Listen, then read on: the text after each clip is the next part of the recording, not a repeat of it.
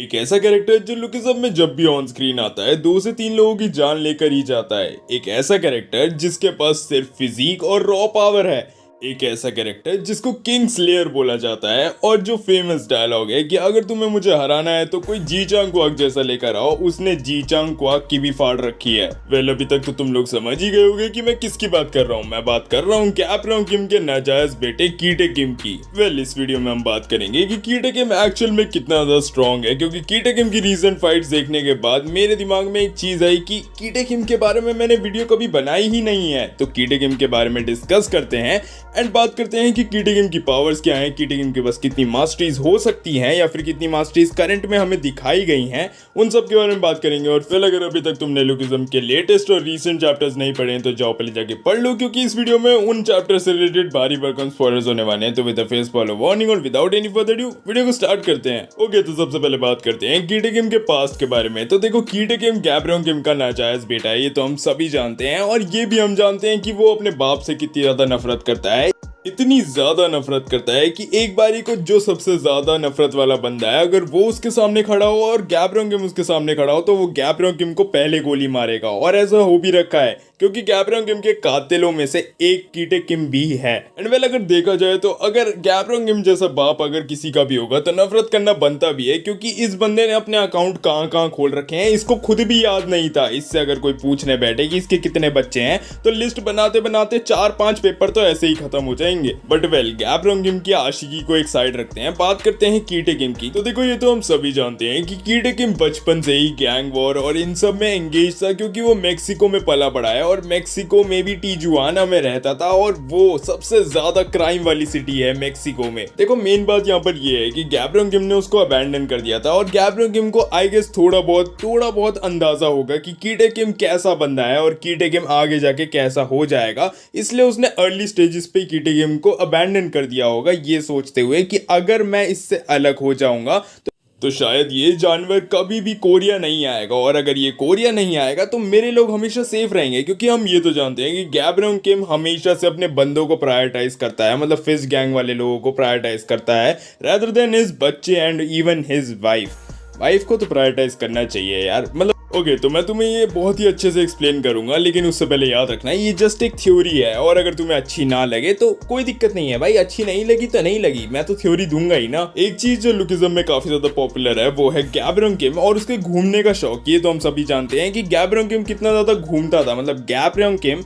ज्यादातर इधर उधर घूमता ही रहता था, क्योंकि उसको ज्वेलर के बारे में भी पता है, ज्वेलर के किंग्स के बारे में भी पता है, और उसको लगभग प्री जनरेशन के काफी सारे लोगों के बारे में पता था, इवन उसको पेचियन जो के बारे में भी पता था। तो इससे एक इम्प्लीकेशन तो बनती है कि वो बहुत ज्यादा जगहों पे घूमा करता था। एंड जब वो मेक्सिको गया होगा वहां पर उसको किसी कन्या से प्यार हो गया होगा, क्योंकि हम जानते हैं दिल तो बेचारा है। और पर जो भी मेरी ऑडियंस देख रही है उनके लिए एक ही चीज बोलना चाहूंगा कि देखो, गैब्रोन किम जैसा कभी मत बनना, क्योंकि वो बंदा अलग ही मूविंग ऑन बात करते हैं गैब्रोन किम और उस कन्या के बारे में। तो देखो, या तो गैब्रोन किम और उस कन्या की शादी हो गई होगी या फिर उनका हुआ होगा अफेयर, और हो सकता है मोस्ट प्रोबेबली उनकी शादी हुई हो, क्योंकि शादी के बाद ही हो सकता है गैब्रोन किम उस कन्या को लेकर आया हो कोरिया और उसने अलग जगह पे रखा हो उस कन्या को कोरिया में। और जब कीटे किम कि जब वो 8 या 9 साल का हो, उसने देखा हो कि गैब्रोन किम तो जे किम को अपना असली बेटा मानता है, और यही देखने के बाद उसको समझ में आया हो कि इसका बाप तो एक नंबर का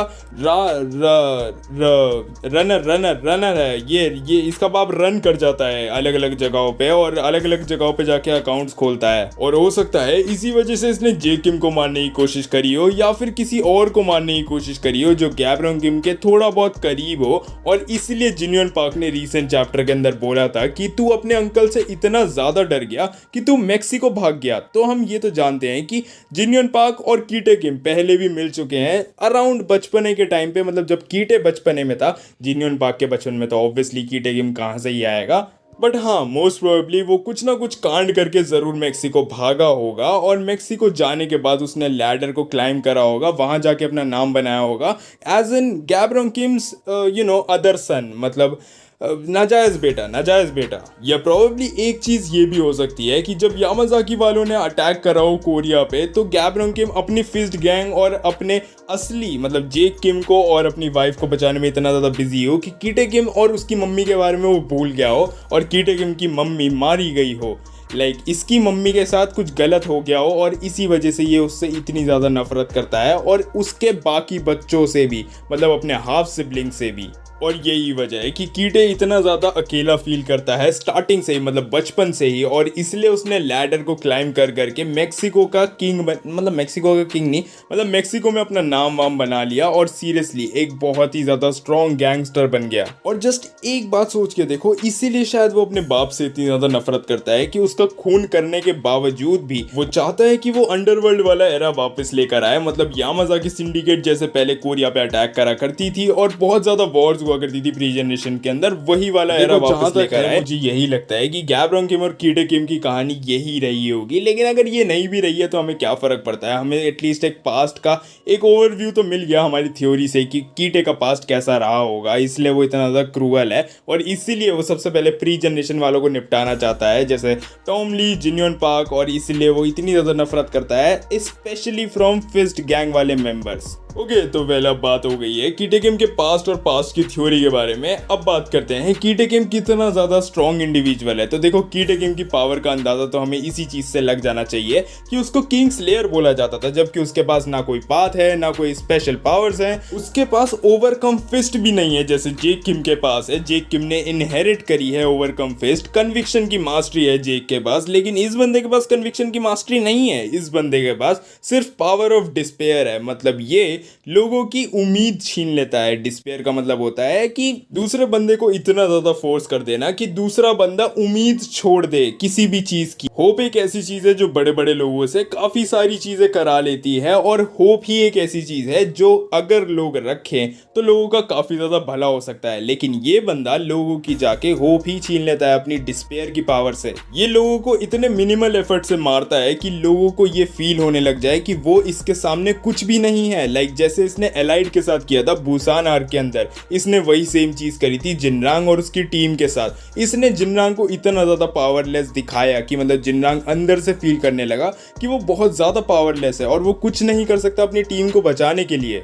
तो अगर देखा जाए और अगर हम चंगसू की बात माने तो कीटे किम के पास सिर्फ दो ही चीजें एग्जिस्ट करती हैं, एक रॉ पावर और एक अच्छी फिजिक। और अगर ऐसा सच में है कि इस बंदे के पास पाथ या फिर कोई ऐसी स्पेशल पावर नहीं है, बस दो ही चीज़ें हैं, रॉ पावर और इसकी बॉडी की फिजिक, तो लिटरली ये काफ़ी ज़्यादा हाई टीयर में आता है। मतलब लिटरली अभी फिलहाल के टाइम पे ये गैब्रॉन्ग किम बोल सकते हो तुम इसको। अब मैं जानता हूँ कि क्या होने वाला है, कमेंट सेक्शन में मुझे गालियाँ पड़ने वाली हैं गन लवर्स के थ्रू, और गन लवर्स बोलेंगे कि अगर ये गैब्रॉन्ग किम है तो हमारा गन क्या है। तो देखो, तुम्हारा गन शिंगन है, एक तरह से वो शिंगन की ही प्लेस लेगा, और एक तरह से कीटे किम अभी फिलहाल गैब्रॉन्ग किम की प्लेस ले रहा है क्योंकि वो अंडरवर्ल्ड का किंग बनना चाहता है और वो काफ़ी ज़्यादा स्ट्रॉन्ग है ये करने के लिए। और उसके पीछे जेम्स ली और ग्रेट ईविल का भी हाथ है, तो वो आराम से ये चीज़ पुल ऑफ कर सकता है। तुम्हारे गन के पास क्या है? तुम्हारे गन के पास कुछ भी नहीं है, वो जेल में बैठा हुआ है। चार्ल्स सोई का साथ था लेकिन चार्ल्स सोई मर के चलता बना उस बेचारे को अकेला छोड़ के। ओके, तो बात करते हैं कीटे किम की फाइट्स के बारे में, ताकि हम ये एनालाइज कर पाएं कि वो कितना ज़्यादा पावरफुल है। तो कीटे किम की फर्स्ट फाइट जो हमें देखने को मिली थी, फर्स्ट ऑफिशियल फाइट, वो थी जीचांग क्वाक के साथ। और जीचांग क्वाक चाहे कितना ही ईगो और एटीट्यूड रखता हो, लेकिन जीचांग क्वाक वहां पर हार जाता। अगर जीचांग के पास कोई भी पावर भी होती तो भी वो कीटे किम से नहीं लड़ पाता, क्योंकि कीटे किम कुल्हाड़ा किम है। उस बंदे ने जीचांग का एक हाथ अपने हैंड ब्लेड से फाड़ दिया था। मतलब सीरियसली जीचांग की ही टेक्निक यूज करके जीचांग की सुपीरियर टेक्निक बना ली उस बंदे ने उसी टाइम पे। And the most popular dialogue कि अगर तुम्हें मुझे हराना है तो कोई ऐसा लेकर आओ जैसे जीचांग क्वाक, वो भी वहां पर फेल होता हुआ दिख रहा था, क्योंकि कीटे किम अगर पुलिस का खौफ नहीं होता उसको उस टाइम पे, तो वो जीचांग को फाड़ के रस्सी पे सुखा देता। इसके बाद हमें देखने को मिलती है कीटे किम वर्सेस एलाइड टीम, और हम जानते हैं कि एलाइड का तो उसने क्या ही हाल करा था। लिटरली भाई जैक ली के पास स्पीड की मास्टरी है, लेकिन इस बंदे की आंखें लिटरली उसकी स्पीड से ज्यादा तेज चल रही थी कि उसको पता लग जाता है जैक ली उसके पीछे से अटैक करने वाला है, और ये उसी टाइम पे उसका अटैक रोक देता है और जैक ली का आयरन फोर्ट्रेस भी तोड़ देता है, और वो भी विदाउट एफर्ट भाई। फिर ये विंजिन को मारता है। वास्को को तो पहले ये एक ही पंच के अंदर ठोक चुका होता है और डैनियल के कुछ अटैक्स को डॉज करने के बाद डैनियल को भी एक लात के अंदर सुला देता है। मैं मानता हूँ वो एसबी डैनियल बेस फॉर्म में था, लेकिन फिर भी भाई एसबी डैनियल बेस फॉर्म में भी काफ़ी स्ट्रॉन्ग होना चाहिए क्योंकि उसके पास परफेक्ट बॉडी है। पर क्या तुम मुझे एक बात बताओगे कि ये ओजी डैनियल अपनी बॉडी को इतनी अच्छे से यूज़ करता है और लिटरली उस बॉडी को, मतलब सेकंड बॉडी को जो कि इसकी नॉर्मल बॉडी से ज़्यादा सुपीरियर है, मतलब ओजी बॉडी से ज़्यादा सुपीरियर है, उसको ये पंचिंग बैग की तरह क्यों यूज़ करता है? लाइक कोई भी स्ट्रॉन्ग कैरेक्टर हो वो बंदा जरूर पिलता है, मतलब एसबी डैनियल की बॉडी जरूर पिटती है उस बंदे से, या ये बंदा उसको जस्ट बैकअप के लिए लेकर आता है बस बैग में भर के, मतलब उसकी जगह सिर्फ सूटकेस में है क्या? सीरियसली? ओके, तो अपने गुस्से को एक साइड रखते हुए बात करते हैं रीसेंट चैप्टर के बारे में जहां पर कीटे वर्सेस डैनियल देखने को मिला था।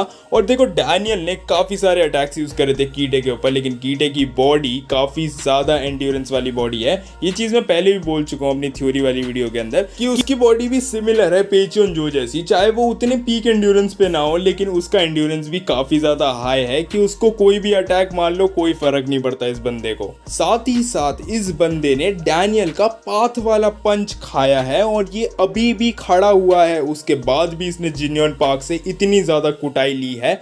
और जिन्योन पार्क से इतनी कुटाई खाने के बाद, गैब्रियल किम का ओवरकम पंच खाने के बाद, शिंगेन के कुछ बहुत ज्यादा ब्रूटल अटैक्स खाने के बाद, जो नॉर्मल लुकिज्म के कैरेक्टर खाने के बाद कभी नहीं उठते, वो अटैक्स खाने के बाद और टैंक करने के बाद ये बंदा सीधा साधा खड़ा रहता है और जिन्योन पार्क को पेल देता है एक ही पंच के अंदर। और खैर डैनियल की तो मैं क्या ही बात करूं, डैनियल का तो पिछले से पिछले चैप्टर के अंदर ही कुत्ता बना दिया था इस बंदे ने, तो डैनियल की तो बात करना ही बेकार है। बट वेल, इसके बाद अगर बात करें कीटे किम की मास्टरीज के बारे में, तो देखो कीटे किम के पास मोस्टली शायद एंड्योरेंस मास्टरी है और कोई भी मास्टरी नहीं है। हो सकता है स्ट्रेंथ की मास्टरी हो, क्योंकि रीसेंट चैप्टर्स के अंदर बहुत लोगों ने स्पॉट किया है और बहुत लोग ऐसा कह रहे हैं कि उसके पास स्ट्रेंथ मास्टरी भी है, और जिस हिसाब से उसके अटैक्स लगते हैं लग भी रहा है कि उसके पास स्ट्रेंथ मास्टरी है, क्योंकि एसबी डैनियल की मतलब परफेक्ट बॉडी को एक लात के अंदर सुलाना इतना ज़्यादा इजी को काम नहीं है जैसे कीटे ने दिखाया था बुसान आर्क के अंदर। फिर इसके बाद बात करते हैं कीटे वर्सेस जिनरांग की। अब देखो कीटे वर्सेस जिनरांग की फाइट के अंदर जिनरांग ने कन्विक्शन पंचेस का यूज़ किया था और फिर भी कीटे को इतना ज़्यादा फर्क नहीं पड़ा था, जो हमें कीटे के बारे में कुछ चीज़ें बताती है, जैसे कि कीटे की एंड्योरेंस बहुत ज़्यादा हाई है, मतलब कन्विक्शन पंचेस भी उसका लगभग कुछ भी नहीं उखाड़ सकते। और जिन्योन पार्क के साथ फाइट के अंदर भी हमने देखा था कि जिन्योन पार्क ने भी कन्विक्शन को थोड़ा बहुत कॉपी करने की कोशिश करी थी और उसका भी उस पर कोई असर नहीं हुआ था। साथ ही साथ अभी फिलहाल के अंदर यूआई ओजी डैनियल वर्सेस कीटे की हमें फाइट देखने को मिली, और उसमें हमें क्या देखने को मिला? उसमें हमें देखने को मिला कि कीटे पे बहुत सारे अटैक्स करे यूआई ओजी डैनियल ने, लेकिन उसके बावजूद भी उसको कोई फर्क नहीं पड़ा। अब देखो उसकी बॉडी में या तो कोई ऐसी चीज है जिसके बारे में हमें नहीं पता है, क्योंकि हमने देखा था कि पाथ वाला पंच खाकर तो पेचोन जो के पेट में भी छेद हो गया था, लेकिन इस बंदे ने पाथ वाला पंच ओजी डैनियल का सीधा मुंह पे खाया था और इसके मुंह को ज्यादा कुछ फर्क नहीं पड़ा, सिवाय एक साइड इसकी सूज गई है बस, इसके अलावा। तो well, with that being said हम भी वीडियो को यहीं पे रैप अप करेंगे। यही था कीटे किम के बारे में जो भी अभी तक हमें लुकिज्म के अंदर बताया गया है। अगर मैंने कोई डिटेल मिस कर दी हो या फिर अगर तुम्हें लगता है कि इसके बारे में कोई और थ्योरी है तो कमेंट सेक्शन में जरूर डाल देना, क्योंकि तुम्हारी थ्योरीज काफी ज्यादा इंटरेस्टिंग होती हैं एंड मैं तुम्हारी थ्योरीज पे धीरे धीरे करके वीडियोस बनाना स्टार्ट करूंगा। तो ये मत सोचना कि तुम सिर्फ थ्योरीज ड्रॉप करते रहते हो और मैं पढ़ता भी नहीं हूँ। नहीं यार, मैं लिटरली पढ़ लेता हूँ, लेकिन मुझे थोड़ा सा टाइम दो, मैं उन थ्योरीज पे भी काम करना स्टार्ट करूँ, क्योंकि वो पूरी थ्योरीज नहीं होती, उनमें मुझे भी ऐड करना पड़ता है अपनी तरफ से सोच के, और मैं इतना ज़्यादा नहीं सोच पाता एक टाइम पे। यार वीडियो अच्छी लगी हो तो लाइक कर देना, चैनल को सब्सक्राइब करे बिना कहीं मत जाना। मैं मिलता हूँ अपनी नेक्स्ट वीडियो में। दिस इज मानवा सेनपाई एंड पीस आउट।